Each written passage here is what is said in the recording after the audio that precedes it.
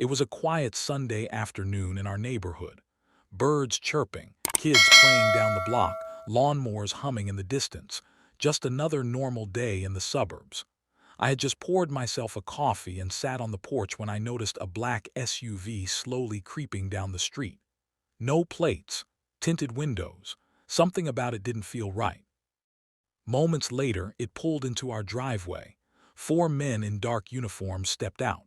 They wore badges, but something was off. No official vehicle markings. Their outfits looked like store-bought security costumes, and their badges didn't match. One of them banged on the front door, loud, aggressive. "Open up, HOA inspection."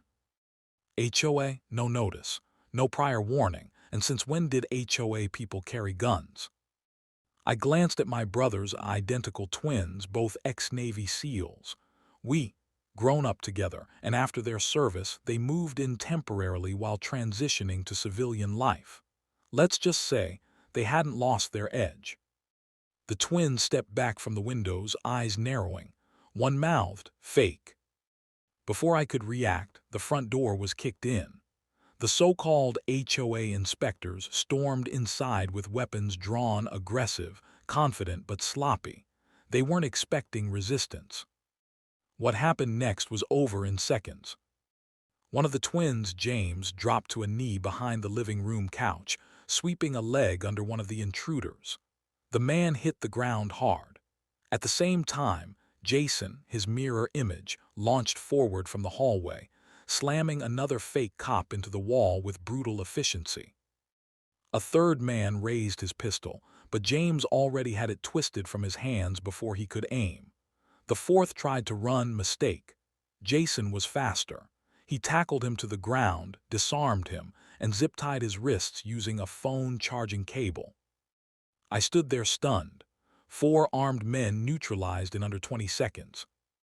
We called the real cops. Within minutes, patrol cars surrounded the block.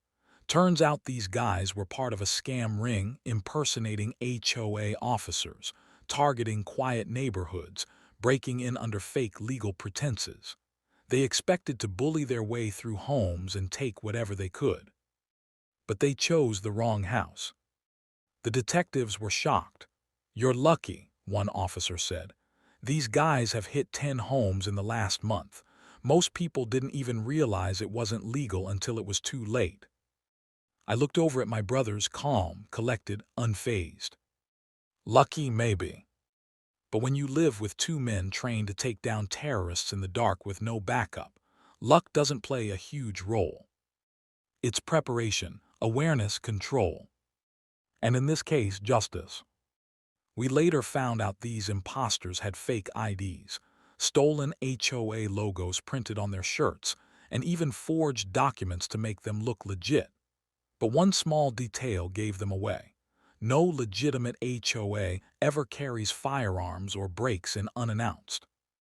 My brothers noticed the stance, the trigger discipline or lack of it, the body language. Those guys might have had guns, but they weren't professionals, and that's what sealed their fate. After the incident, our neighborhood banded together.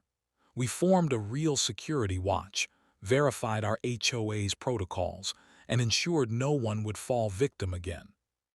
People still talk about that day, not just because of the break-in, but because of how it ended. I don't tell the story for glory. I tell it because things like this happen more often than you think.